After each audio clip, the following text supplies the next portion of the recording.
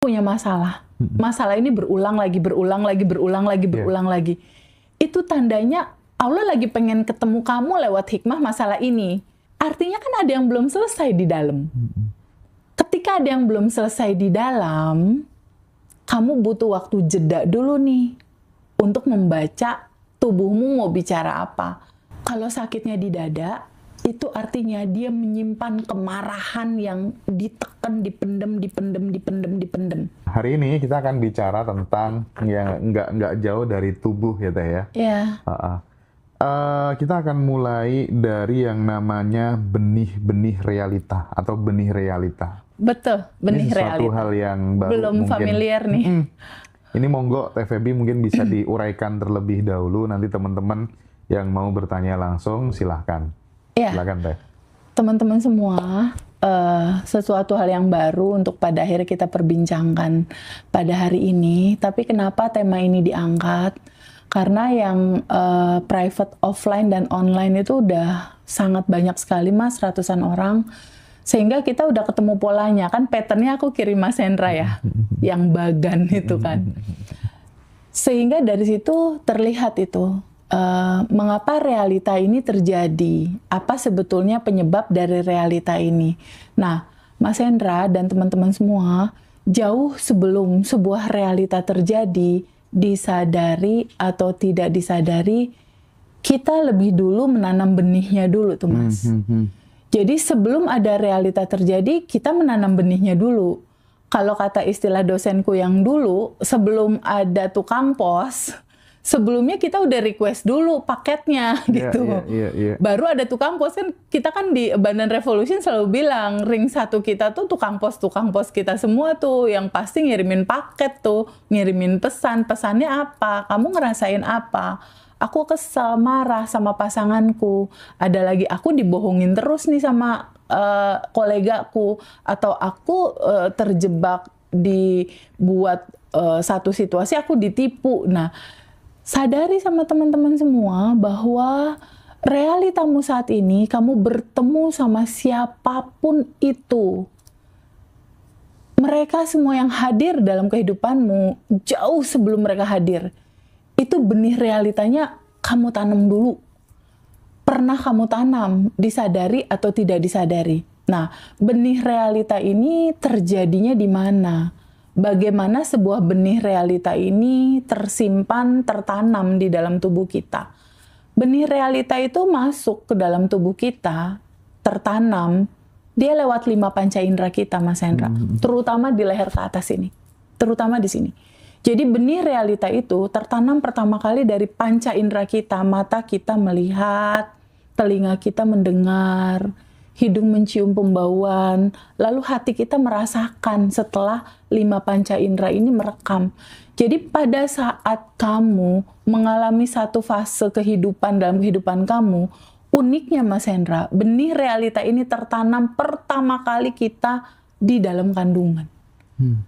Jadi pertama kali di dalam kandungan, orang tua kita tuh kan selalu bilang, "Nak, kalau kamu hamil, hatimu yang tenang, yang damai ya, jangan ngomong sembarangan, jangan berkata-kata sembarangan, jangan melihat yang aneh-aneh." Kan suka gitu tuh orang tua kita zaman dulu itu udah mengingatkan. Dan orang tua kita, leluhur kita di Nusantara itu udah sampai sebetulnya. Sama sisi itu, Nusantara itu the best secara agama, secara religius itu udah nyampe jauh sebelum Islam hadir loh Mas. Islam hadir itu kan tahun 600-an. Tapi Nusantara dengan peradabannya itu udah hadir jauh sebelum itu sebetulnya.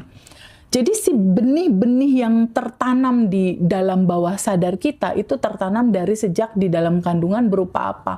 Berupa apa yang dia lihat, dia pikirkan dan dirasakan, tertanamlah di tubuh dia, tersimpan di sana. Itu semua benihnya, baik itu kebaikan ataupun keburukan. Nah, termasuk juga kalau misalnya kita di kelas, kan suka ada quantum jam ya Mas Hendra ya. Quantum jam itu adalah salah satu menanam benih baru Mas. Untuk padanan dari realita yang kemarin, yang tampaknya hari ini nggak enak. Kalau seandainya realita saat ini tidak nyaman buat teman-teman, artinya benih yang tertanam itu, kamu bayangin aja biar gampangnya nih Mas. Kamu kayak nulis naskah skenario film. Tapi yang nulis kamu, produsernya kamu, pemainnya kamu, artisnya kamu juga gitu. Jadi kamu menanam skenario film sedari kecil. Tayangan filmnya gambarannya berupa apa? Ya realita kamu yang sekarang. Jika realita itu nggak enak, sebagai benih realita yang akhirnya mewujud jadi realita, itu nggak enak di sekarang, kabar gembiranya, skenario baru bisa kita bikin. Skenario baru bisa kita revisi. Kita bisa bikin skenario yang lebih indah daripada sebelumnya sebetulnya. Lewat apa? Lewat hukum alam yang namanya menanam benih realita ini. Gambarannya gimana? Itulah yang dilakukan oleh kita semua di Abundant Revolution di 30 hari daily routine itu. Menanam realita baru, menanam benih baru, menanam habit baru. Jadi semua skenario baru dalam benih realita yang akan nantinya muncul di hari setelah 30 hari daily routine itu adalah naskah baru yang kita buat berdasarkan keputusan sadarnya kita. Jadi gini Mas Hendra, nih gambarannya. Bersyukur Mas Hendra, kita teman-teman semua bersyukurlah kita ditakdirkan sebagai manusia. Tugas utama dari manusia itu adalah menjadi arsitek terbaik untuk kehidupannya sendiri. Makhluk lain, misalnya pohon kelapa, dia kalau pohon kelapa udah nggak bisa milih Mas.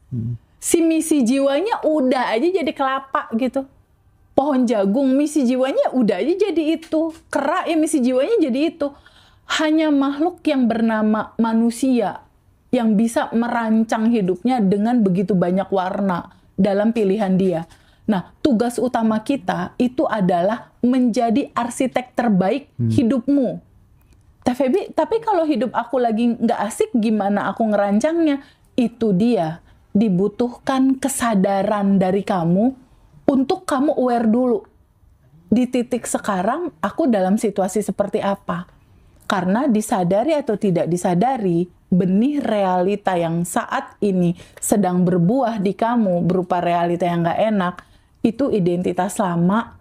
Jika itu nggak nyaman, kamu harus jujur menyadari ini nggak asik nih. Lalu ambil keputusan, ini mau identitas lama atau kamu mau balik ke fitrahmu sendiri. Seperti yang tadi aku sempat diskusi sedikit ngobrol sama Mas Hendra. Teman-teman saat ini yang lagi nonton ataupun kebanyakan dari teman-teman merasa bahwa Teteh aku lagi ada masalah, aku lagi terpuruk, aku lagi sedih, masalah nggak selesai-selesai. Pelajari dan pahami bahwa itu adalah panggilan untuk pulang. Masalahmu itu panggilan dari Tuhan untuk kamu bertemu Dia dalam kesadaran. Itu mungkin bisa didetailkan lagi gitu Teh. Maksudnya kadang kan teman-teman yang baru bergabung gitu masih bingung gitu. Pulang kemana Teh? Konkretnya bertemu Tuhan tuh seperti apa gitu kan? Ya, itu maksudnya. Gini intinya. Kamu punya masalah. Masalah ini berulang lagi. Itu tandanya Allah lagi pengen ketemu kamu lewat hikmah masalah ini. Ketika masalah ini terjadi lagi, artinya kan ada yang belum selesai di dalam. Ketika ada yang belum selesai di dalam, kamu butuh waktu jeda dulu nih untuk membaca tubuhmu mau bicara apa. Aku kelelahan, aku capek, aku sedih. Ketika kamu bertemu kesedihan yang terus-menerus hadir dalam kehidupanmu, kamu harus memahami bahwa kamu hidup bukan buat kayak gini loh. Bukan. Kamu diciptakan bukan untuk resah, cemas, takut, khawatir kayak gini. Bukan. Mulai hari ini, coba pelan-pelan menyadari bahwa fitrahmu itu adalah makhluk cahaya. Itu maksudnya Mas Hendra. Fitrahmu adalah entitas tanpa batas. Fitrahmu adalah makhluk cahaya. Maksudnya gimana, Teteh? Substansi intinya gini. Awal dari segala awal, sumber dari segala sumber itu kan Sang Maha yang satu itu, mau apapun nama itu kita sebut ya Mas. Yeah. Dia adalah cahaya di atas cahaya, dia adalah sumber daya kehidupan. Ya, Sumber daya kehidupan ini berupa cahaya di atas cahaya, nur ala nur lah kalau kata istilah kita. Dia memercik. Jadi percikan-percikan ruh dibungkus di tubuh Mas Hendra nih, percikan ruhnya ada di tubuh Mas Hendra, ada di tubuh aku, ada di tubuh teman-teman. Ini kan percikannya, Mas. Ketangkep nggak? Ini kan percikannya. Iya. Kalau Tuhan punya sifat kasih sayang, si percikan juga punya sifat kasih sayang, bener nggak? Kalau sang sumber ini adalah sumber kebahagiaan, berarti si percikan juga sumber kebahagiaan, bener nggak? Iya. Kalau sang sumbernya ini adalah sumber kelimpahan, si percikan juga sumber kelimpahan, bener nggak? Tapi kenapa kejadiannya kayak gini? Dia tidak menjadi sumber cinta, dia tidak menjadi sumber kelimpahan, tidak menjadi sumber kebahagiaan. Artinya kan ada yang harus disadari di sini. Itu maksudnya, ayo teman-teman semua, kembali ke asal muasal kamu. Kamu sadari kamu itu adalah makhluk cahaya yang penuh kelimpahan. Kalau kamu terbuka aja dulu untuk titik, iya ya asal muasal aku, itu kan percikan rohnya. DNA aslinya tuh kelimpahan DNA aslinya. Maksudnya Tuhan memanggil lewat peristiwa sedih takutmu. Pada saat takut kan dia jadi narik napas, jadi kayak mentok gitu hidup. Iya lagi. Putus asa, kayak nggak ada jalan sama sekali kan. Berikutnya pasrah kan. Iya. Ya mau apa lagi, orang udah bangkrut. Ibaratnya udah terluka, pasrah kan. Di titik pasrah, itu biasanya di dalam gelap, mulai tuh terang kelihatan. Untuk apa ya aku hidup, bagaimana ya. Dia mulai aware.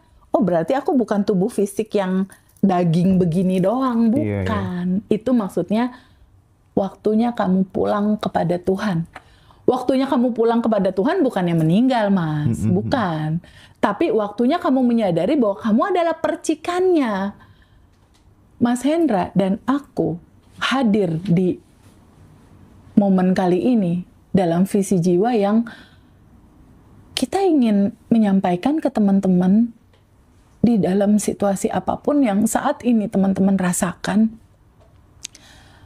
Ada secercah cahaya harapan loh di dalam dirimu. Itu.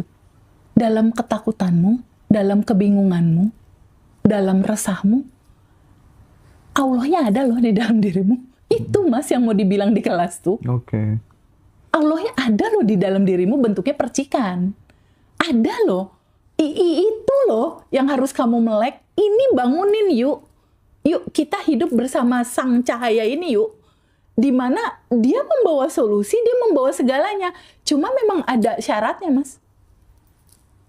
Pikiranmu nggak bisa rame.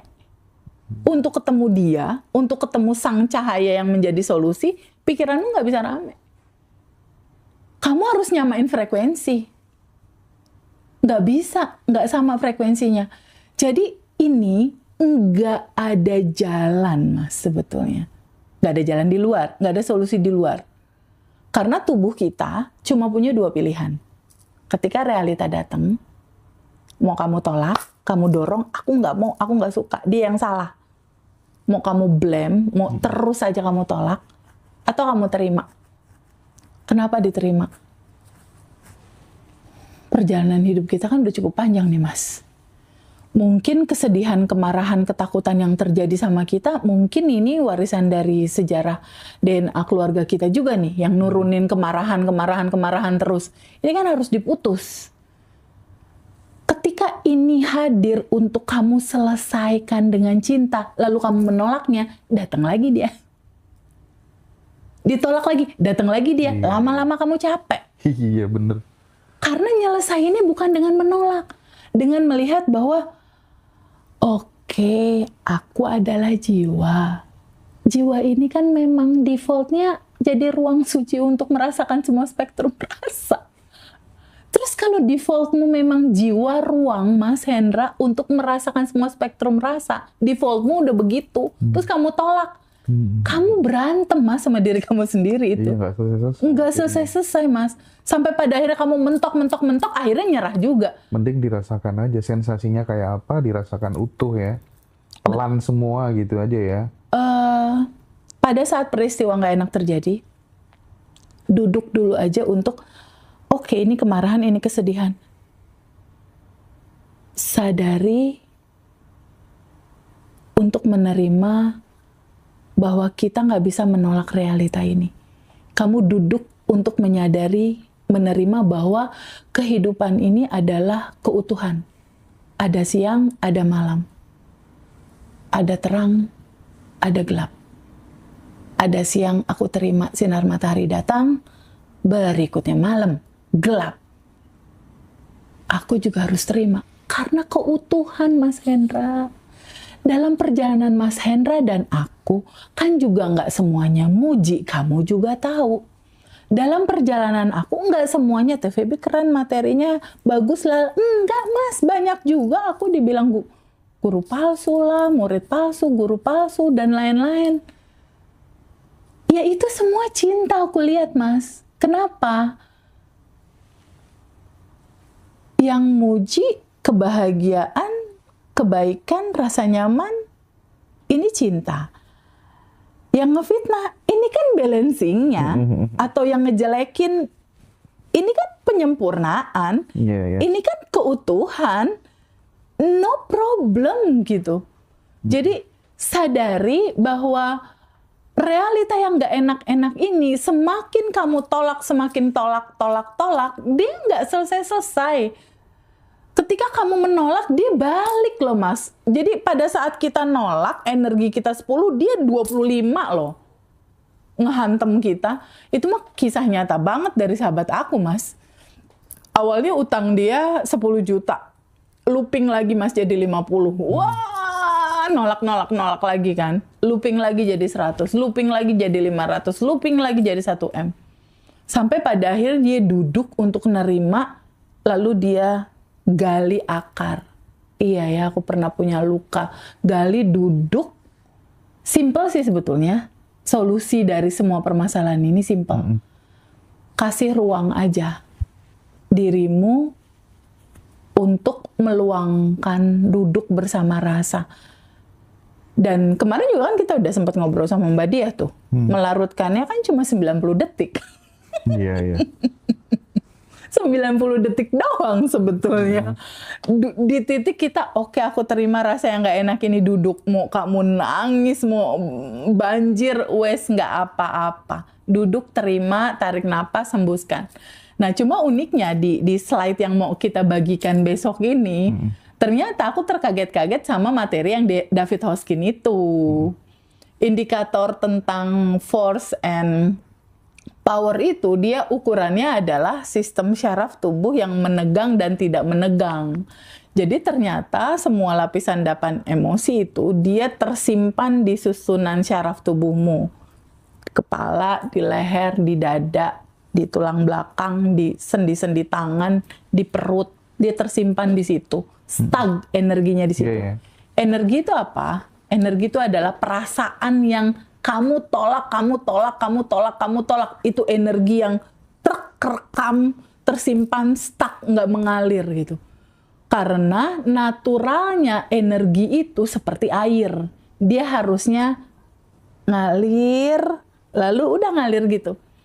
Sama prinsipnya gini, kalau di kelas kan aku selalu bilang gini, Ibu Lia, lapisan endapan emosi, izinkan kamu sadari, izinkan kamu terima. Sama aja kayak Bu Lia, atau Mas Hendra sepatunya kanan kiri atau kanan kanan. Kanan kiri teh, ya itu kanan kamu terima, kiri kamu terima. Kan nggak bisa juga kita bilang TVB aku maunya siang terus karena siang terang teh. Aku nggak mau malam gelap. Kan nggak bisa, Mas. Gitu. Nah, sekarang mungkin biar ada contoh konkret ya. Kalau kemarin aku kan sempet tanya, Teh, kalau andai kata anaknya Teteh begini, sikapnya Teteh bagaimana? Nah, itu kan jawaban-jawaban seperti itu kan langsung gampang sekali terdelivery ke teman-teman semuanya dan itu inspiratif dan menggerakkan gitu. Nah, sekarang misalnya nih, Teteh punya pasangan, tentu pasangan yang dipilih Teteh itu adalah pasangan yang diidealkan sesuai dengan konsep cowok yang aku idealkan kayak gini gitu. Nah, terus suatu hari Teteh melihat pasangannya ini ternyata juga bermain dengan wanita lain di luar gitu. Dan Teteh melihat potensi itu ada gitu. Ya. Sebagai seorang wanita, pasti dong ada perasaan, aduh, nah Pasti. begini ya. Itu bagaimana tekniknya supaya kemudian Kalau itu terjadi sama aku. Iya. Oke. Kalau itu terjadi sama aku, kemungkinannya bisa jadi ada dua. Bisa jadi aku tetap bertahan sama dia atau lepas. Kemungkinan kan pasti dua itu. Tapi substansinya bukan di substansi dia selingkuh sama wanita lain atau tidak. Pas pada saat tahu kejadian itu pertama kali yang dilakukan Teteh apa kira-kira? Kalau aku mengalami betul-betul itu aku alami ya, dia sama wanita lain misalnya gitu. Aku pasti akan kecewa, udah pasti ya. Maksudnya kok dia kayak gitu, nggak setia sama aku, kecewa udah pasti. Tapi di titik ranah aku udah di posisi sekarang dalam kesadaran, aku selalu melihat yang men-trigger aku itu tukang pos, Mas. Jadi aku selalu melihat, ini kok aku ke-trigger rasa cemburu, misalnya kesel, misalnya kecewa, misalnya kayak gitu. Ini ada paket rasa, ada pesan rasa yang terkirim nih. Allah lagi mau ngomong sama aku lewat ring 1 aku ini. Aku duduk dulu. Dalam cerita case yang lain, bukan judul itu, aku juga sering banget, Mas, mengalami itu. Dan di titik itu aku nggak ngeblame kamu begini, kamu begitu. Aku cukup kayak gitu, oke. Kasih jeda dulu gitu. Biasanya aku gitu, kasih jeda dulu sehari 2 hari. Kamu introspeksi, aku introspeksi gitu. Ya. Nggak langsung reaktif gini-gini nggak ya? Enggak. Jadi biasanya kalau misalnya ada apa-apa, aku tuh selalu pertama pasti nanya kenapa begini, kenapa begitu. Oh ya udah, oke ya, kita tolong kasih aku jeda dulu waktu 2 hari aja. Aku mau rilis. Aku bilang gitu. Ya udah, Indri paling tahu tuh. Kalau kan kita serumah ya. Kalau di kamar misalnya aku there's something problem with me, aku duduk. Aku merecall lagi rasa yang barusan aku terima. Ini rasanya apa? Aku duduk. Terus aku ngomong, ya Allah yang maha baik, ini sedih banget. Misalnya kayak gitu. Diakui ya? Iya, aku sedih, aku terluka, aku kecewa misal kayak gitu ya. Sedih banget ya Allah, rasanya sedih. Aku paham bahwa ini adalah pantulan. Itu kan cermin. Yeah. Aku paham itu adalah pantulan. Aku tahu ini akarnya dari batinku sendiri yang belum selesai. Lalu aku tanya, ya Allah yang maha baik, tolong kasih tahu aku, ini akarnya yang mana ya yang belum selesai? Kok masih ada pantulan? Aku diem. Di situ aku diem. Kalau aku ya, nggak tahu kenapa, memori naik, Mas. Naiknya itu di peristiwa papa mama cerai. Waktu itu mama bilang mau ikut mama atau nggak mau ikut papa. Akhirnya aku sama Boyke nggak ikut mama, nggak ikut papa. Tapi satu momen tertentu si memori itu keluar pada saat, jadi pas aku merem, aku ngelihat Feby kecil di depan pintu kamar mama papa. Sedangkan waktu itu papa udah nikah lagi. Tapi aku masih pengen dikelonin gitu. Jadi aku diri, di situ aku nangis. Di situ, oh rasanya sama kayak gini. Nah, di titik rasa itu aku flashback lagi, aku duduk lagi di sini, aku bilang, aku terima rasa ini, aku terima ini kisah hidup aku. Aku harus mengalami semua rasa ini yang terpantul di sini. Aku terima, aku ikhlas menerima. Lalu aku diem. Di situ air mata turun. Tapi air mata turun, terus lalu aku pakai napas aja, Mas. Jadi karena aku udah ngerti ada susunan syaraf di tubuh yang stuck energinya di situ, aku diem, aku susuri lah gitu di kepala ada susunan syaraf. Cuma pakai napas doang. Aku narik udara atau energi kelimpahan cinta, lalu aku bayangin di dalam diriku tuh ada awan hitam kemarahan, kesedihan, kekecewaan, lalu aku hembuskan. Terurai, ikhlas. Lalu aku tarik napas lagi. Itu sampai aku tenang. Itu kayaknya sekitar 2 kali, 3 kali prosesi, 2 set, 3 set lah gitu. Lalu aku diem, terus aku cek lagi. Udah lebih tipis. Dari 100% masih ada nih sisanya 50, duduk lagi. Gitu aja, terima. Terus udah kayak gitu. Setelah itu ya udah aku cuma ngomong ke dalam, ya Allah yang maha baik. Dia yang terbaik buat aku. Tolong kasih clue. Jika dia yang terbaik, hati aku tetap ke dia. Kalau jika enggak, ya aku tahu pasti hati ini juga nolak untuk menjauh. Gitu. Jadi aku selalu biasanya dalam situasi apapun dan judul apapun itu selalu tanya ke dalam. Nanya terus ke dalam. tolong kasih aku clue, tolong kasih aku clue, tolong kasih aku clue.